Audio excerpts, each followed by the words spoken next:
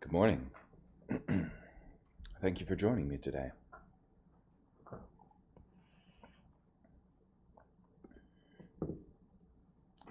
This morning we'll be in 2 Chronicles chapter 8, verse 11, through chapter 10, verse 19.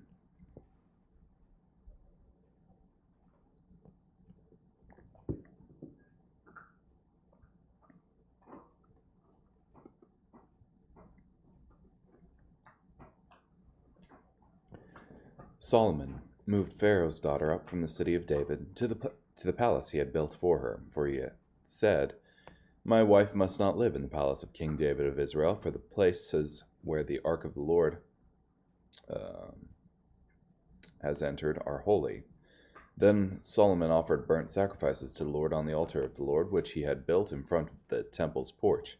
He observed the daily requirements for sacrifices that Moses had specified for Sabbaths, new moon festivals, and the 3 annual celebrations, the Feast of Unleavened Bread, the Feast of Weeks, and the Feast of Temporary Shelters. As his father David had decreed, Solomon appointed the divisions of the priests to do their assigned tasks, the Levitical orders to lead worship and help the priests with their daily tasks, and the divisions of the gatekeepers to serve at their assigned gates. This was what David, the man of God, had ordered. They did not neglect any detail of the king's orders pertaining to the priests, Levites, and treasuries. All the work ordered by Solomon was completed from the day the foundation of the Lord's temple was laid until it was finished. The Lord's temple was completed. Then Solomon went to Ezion-Geber and to Elat on the coast in the land of Edom. Hiram sent him ships and some of his sailors, men who were well acquainted with the seas. They sailed with Solomon's men to Ophir and took from there 450 talents of gold, which they brought back to Solomon. When the queen of Sheba heard about Solomon, she came to challenge him with difficult questions. She arrived in Jerusalem with a great display of pomp, bringing with her camels carrying spices, a very large quantity of gold, and precious gems. She visited Solomon and discussed with him everything that was on her mind. Solomon answered all her questions. There was no question too complex for the king. When the queen of Sheba saw for herself Solomon's extensive wisdom, the palace he had built, the food in his banquet hall, his servants and attendants in their robes, his cupbearers in their robes, and his burnt sacrifices which he presented in the Lord's temple, she was amazed. She said to the king, "The report I heard in my own country about your wise sayings and insight was true. I did not believe these things until I came and saw them with my own eyes. Indeed, I didn't hear even half the story. Your wisdom surpasses what was reported to me. Your attendants, who stand before you at all times and hear your wise sayings, are truly happy. May the Lord your God be praised, because he favored you by placing you on his throne as the one ruling on his behalf. Because of your God's love for Israel and his lasting commitment to them, he made you king over them, so you could make just and right decisions." She gave the king 120 talents of gold, and a very large quantity of spices and precious gems. The quantity of spices the queen of Sheba gave King Solomon has never been matched. Hiram's servants, aided by Solomon's servants, brought gold from Ophir, as well as fine timber and precious gems. With the timber the king made steps for the Lord's temple and royal palace, as well as stringed instruments for the musicians. No one had seen anything like them in the land of Judah prior to that. King Solomon gave the queen of Sheba everything she requested, more than what she had brought him. Then she left and returned to her homeland with her attendants. Solomon received 666 talents of gold per year, besides what he collected from the merchants and traders. All the Arabian kings and the governors of the land also brought gold and silver to Solomon. King Solomon made 200 large shields of hammered gold. 600 measures of hammered gold were used for each shield. He also made 300 small shields of hammered gold. 300 measures of gold were used for each of those shields. The king placed them in the palace of the Lebanon forest. The king made a large throne decorated with ivory and overlaid it with pure gold. There were 6 steps leading up to the throne, and a gold footstool was attached to the throne. The throne had 2 armrests with a statue of a lion standing on each side. There were 12 statues of lions on the 6 steps, 1 lion at each end of each step. There was nothing like it in any other kingdom. All of King Solomon's cups were made of gold, and all the household items in the palace of Lebanon forest were made of pure gold. There were no silver items, for silver was not considered very valuable in Solomon's time. The king had a fleet of large merchant ships, manned by Hiram's men, that sailed the sea. Once every 3 years, the fleet came into port with cargoes of gold, silver, ivory, apes, and peacocks. King Solomon was wealthier and wiser than any of the kings of the earth. All the kings of the earth wanted to visit Solomon to see him display his God-given wisdom. Year after year, visitors brought their gifts, which included items of silver, items of gold, clothes, perfume, spices, horses, and mules. Solomon had 4,000 stalls for his chariot horses and 12,000 horses. He kept them in assigned cities and in Jerusalem. He ruled all the kingdoms from the Euphrates River to the land of the Philistines as far as the border of Egypt. The king made silver as plentiful in Jerusalem as stones. Cedar was as plentiful as sycamore fig trees are in the lowlands. Solomon acquired horses from Egypt and from all the lowlands. The rest of the events of Solomon's reign, from start to finish, are recorded in the annals of Nathan the prophet, the prophecy of Ahijah the Shilonite, and the vision of Iddo the seer pertaining to Jeroboam son of Nebat. Solomon ruled over all Israel from Jerusalem for 40 years. Then Solomon passed away and was buried in the city of his father David. His son Rehoboam replaced him as king. Rehoboam traveled to Shechem, for all Israel had gathered in Shechem to make Rehoboam king. When Jeroboam son of Nebat heard the news, he was still in Egypt, where he had fled from King Solomon. Jeroboam returned from Egypt. They sent for him, and Jeroboam and all Israel came and spoke to Rehoboam, saying, "Your father made us work too hard. Now, if you lighten the demands he made and don't make us work as hard, we will serve you." He said to them, "Go away for 3 days, then return to me." So the people went away. King Rehoboam consulted with the older advisers, who had served his father Solomon when he had been alive. He asked them, "How do you advise me to answer these people?" They said to him, "If you are fair to these people, grant their requests, and are cordial to them, they will be your servants from this time forward." But Rehoboam rejected their advice and consulted the young advisers who served him, with whom he had grown up. He asked them, "How do you advise me to respond to these people who said to me, 'Lessen the demands your father placed on us'?" The young advisers, with whom Rehoboam had grown up, said to him, "Say this to these people who have said to you, 'Your father has made us work hard, but now lighten your burden.' Say this to them, 'I am a lot harsher than my father. My father imposed heavy demands on you. I will make them even heavier. My father punished you with ordinary whips. I will punish you with whips that really sting your flesh." Jeroboam and all the people reported to Rehoboam on the 3rd day, just as the king had ordered, when he said, "Return to me on the 3rd day." The king responded to the people harshly. He rejected the advice of the older men and followed the advice of the younger ones. He said, "My father imposed heavy demands on you. I will make them even heavier. My father punished you with ordinary whips. I will punish you with whips that really sting your flesh." The king refused to listen to the people because God was instigating this turn of events so that he might bring to pass the prophetic announcement he made through Ahijah the Shilonite to Jeroboam son of Nebat. When all Israel saw that the king refused to listen to them, the people answered the king, "We have no portion in David, no share in the son of Jesse. Return to your homes, O Israel. Now look after your own dynasty, O David." So all Israel returned to their homes. Rehoboam continued to rule over the Israelites who lived in the cities of Judah. King Rehoboam sent Hadoram, the supervisor of the work crews, out after them, but the Israelites stoned him to death. King Rehoboam managed to jump into his chariot and escape to Jerusalem. So Israel has been in rebellion against the Davidic dynasty to this very day.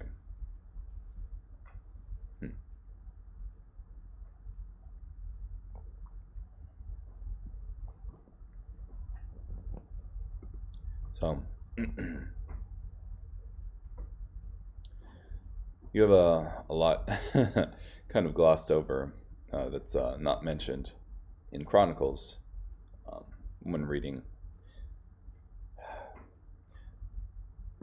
There's a lot more in Kings that's not mentioned here in Chronicles. So you have in 2 Chronicles 9, 30 and 31, Solomon ruled over all Israel from Jerusalem for 40 years.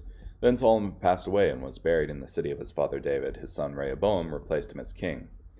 But during the latter portion of his life, or during some portion of his life, he was tempted by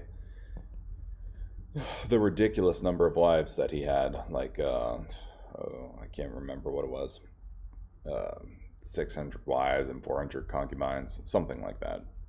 But they all, well, a lot of them were marriages done for political reasons, like to get treaties with other nations.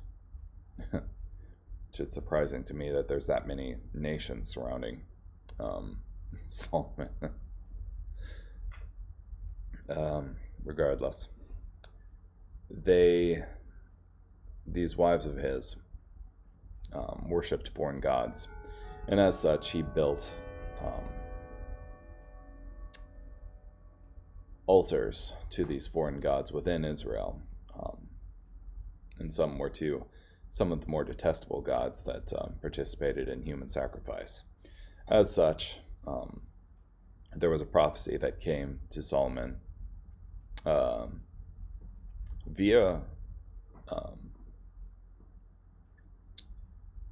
Jeroboam here, who Jeroboam was in charge of the king's forced labor, and then this prophet Ahijah, I believe, comes and rips this robe, and it's like, hey, the Lord has ripped the kingdom out of Solomon's hand and is giving it to you.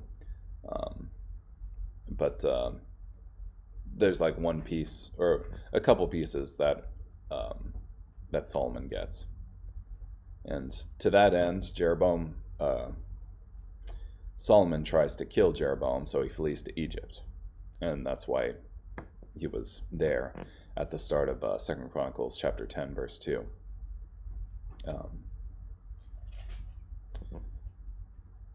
So, there's a little background on the whole thing. But, yeah. I guess carrying on here, Romans chapter 8, verses 9 through 21. You, however, are not in the flesh, but in the Spirit, if indeed the Spirit of God lives in you. Now, if anyone does not have the Spirit of Christ, this person does not belong to him. But if Christ is in you, your body is dead because of sin, but the Spirit is your life because of righteousness. Moreover, if the Spirit of the one who raised Jesus from the dead lives in you, the one who raised Christ from the dead will also make your mortal bodies alive through his Spirit who lives in you. So then, brothers and sisters, we are under obligation, not to the flesh, to live according to the flesh, for if you live according to the flesh, you will die. But if by the Spirit you put to death the deeds of the body, you will live. For all who are led by the Spirit of God are the sons of God. For you did not receive the spirit of slavery, leading again to fear, but you received the Spirit of adoption, by whom we cry, Abba, Father. The Spirit himself bears witness to our spirit that we are God's children. And if children, then heirs, namely, heirs of God, and also fellow heirs with Christ, if indeed we suffer with him, so we may also be glorified with him. For I consider that our present sufferings cannot even be compared to the glory that will be revealed to us. For the creation eagerly waits for the revelation of the sons of God. For the creation was subjected to futility, not willingly, but because of God who subjected it in hope that the creation itself will also be set free from the bondage of decay into the glorious freedom of God's children.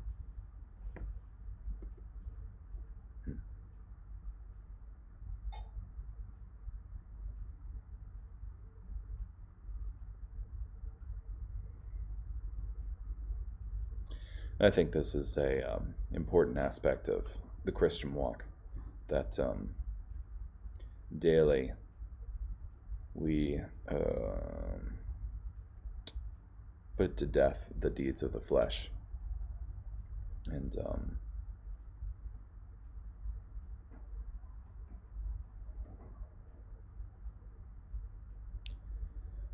try to no longer live under slavery to the flesh.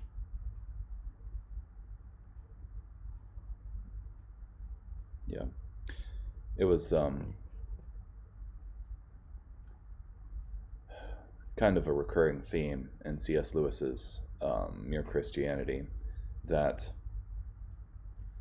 the human spirit in the Christian worldview lives forever, and as such, the deeds that we commit here on earth while we're still alive in the flesh, can either put us on a trajectory to become a more hellish or more heavenly creature. And as such, even the small things that we do can put us on this path of becoming either extremely heavenly or extremely hellish. You just think of a small, oh goodness, wish I had a whiteboard here. But if you trend upward, then after the course of thousands, hundreds of thousands of years, then that upward trend will result in a really big increase. Whereas if you trend downward, that downward trend will result in a really, really bad decrease over the course of hundreds of thousands of years. But that's enough speculating. Psalms 18, verses 16 through 36. He reached down from above and took hold of me. He pulled me up from the surging water. He rescued me from my strong enemy, from those who hate me, for they were too strong for me. They confronted me in my day of calamity, but the Lord helped me. He brought me out into a wide open place. He delivered me because he was pleased with me. The Lord repaid me for my godly deeds. He rewarded my blameless behavior, for I have obeyed the Lord's commands. I have not rebelled against my God, for I am aware of all his regulations, and I do not reject his rules. I was innocent before him, and kept myself from sinning. The Lord rewarded me for my godly deeds. He took notice of my blameless behavior. You prove to be loyal to the one who is faithful. You prove to be trustworthy to one who is innocent. You prove to be reliable to one who is blameless, but you prove to be deceptive to the one who is perverse. For you deliver oppressed people, but you bring down those who have a proud look. Indeed, you are my lamp, Lord. My God illuminates the darkness around me. Indeed, with your help I can charge against an army. By my God's power I can jump over a wall. The one true God acts in a faithful manner. The Lord's promise is reliable. He is a shield to all who take shelter in him. Indeed, who is God besides the Lord? Who is a protector besides our God? The one true God gives me strength. He removes the obstacles in my way. He gives me the agility of a deer. He enables me to negotiate the rugged terrain. He trains my hands for battle. My arms can bend even the strongest bow. You give me your protective shield. Your right hand supports me. Your willingness to help enables me to prevail. You widen my path. My feet do not slip.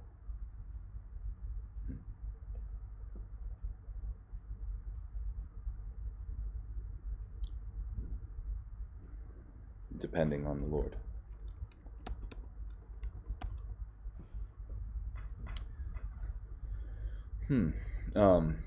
Just want to make a brief side note about 1826 for apologetic reasons. You prove to be reliable to one who is blameless, that is, God proves to be reliable to one who is blameless, but you prove to be deceptive to one who is perverse.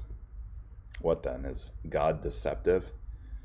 Well, I don't think so from this, because when one is perverse, one alters the very definitions of what good and evil are.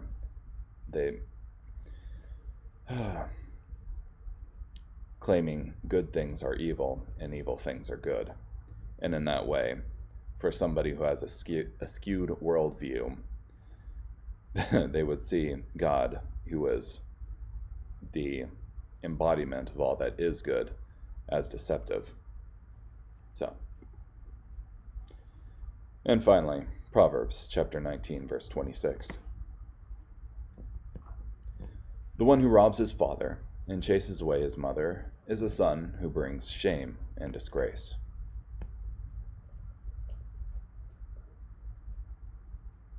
So don't do that. Yeah, filial piety. It's well, not necessarily piousness, but you're supposed to act with charity to all men, especially your parents. So obey your father and mother in the Lord, for this is right. Anywho, thank you for joining me today. Hope you have a great day. Bye.